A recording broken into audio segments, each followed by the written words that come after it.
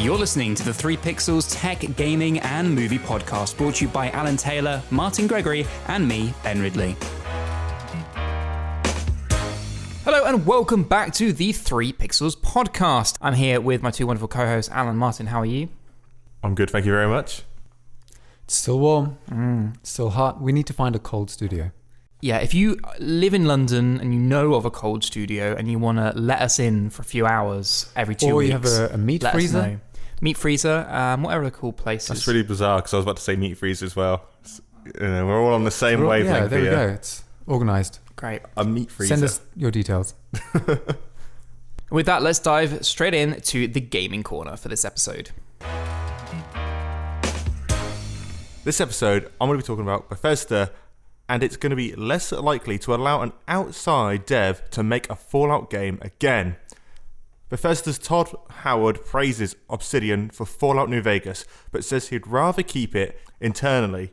2010's Fallout New Vegas was developed by Obsidian Entertainment, not by Bethesda Studios itself. The game was generally well liked, and in my personal opinion, the best Fallout that we've ever had.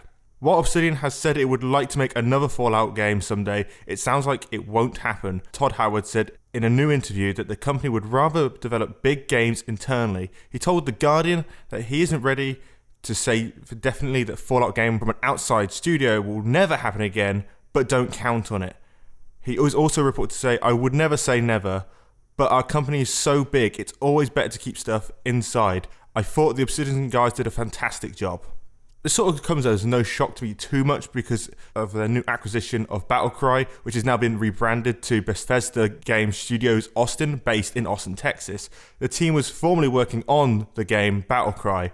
So from a standpoint for me, as I just previously said, that Fallout New Vegas was probably my favourite game of the Fallout series thus far.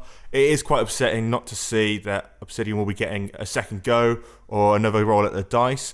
It's also understandable why they have done this. Like I said, they've just got a new core team in. I'm sure they'll probably give it to them, if anything. If they were ever going to go for like an outside, it would probably be as far as it's going to go to a different department. So they could probably just shift around different game titles are going to go.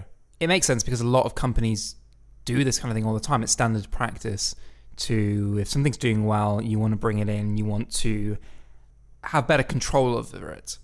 You know, if you're relying on an outside company working independently with its own goals and desires, you kind of have that roll of the dice effect with your product. You're not 100% able to say or have control over every aspect, which a lot of companies, when they get big enough, they don't like that. They like to be able to keep costs low, but also be able to rearrange the teams as they need them, break them, better people manage, project manage, whatever you want to call it. Exactly my thoughts as well. I feel like in some ways internally, and this is, I think it's a very biased opinion on my behalf, I feel like injustice towards Obsidian, who did a really great job at creating Fallout New Vegas, and for many people it was actually one of their first Fallout games that they actually played as well.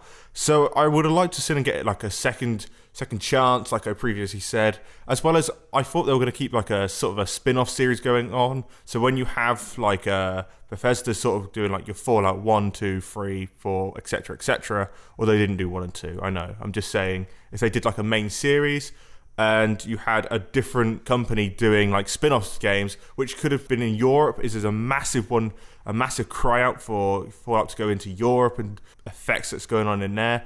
I think they sort of missed the trick in some ways, but like I said, I think this is a very biased opinion. But did you ever play New Vegas, either of you? Not as much as I played Fallout 3, but yes, I have played it. And which one did you prefer? Did you prefer 3 or New Vegas? Purely because I played so much more of it, Fallout 3, but I have heard all the praise New Vegas has got, and I completely agree with it. Yeah, New Vegas is a very good game. Also, there's been a bit of news about Fallout 76 that I can just quickly share with you.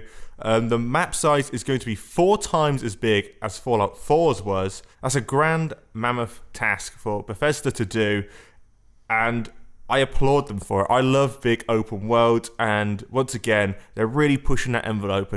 Every year, it seems like it gets bigger and bigger and bigger, as well as it has been fully confirmed now that it is going to be an online-centric game where you and 3 of your friends can party up and roam the wasteland. Don't fret too much, as you can play solo. That is still optional, but it seems like the experience is really for sort of a friend multiplayer get-together sort of game more than experience on your own. I would almost compare it to what Ghosts Wildland was for Ubisoft, where it was better with friends than it was to be on your own. As well as they've announced that there will be a beta for this game in early October, and of course the release date is going to be November 14th of this year. However, there is no word on the Nintendo Switch release, which doesn't seem out of the question after Skyrim's re-release made it onto the platform.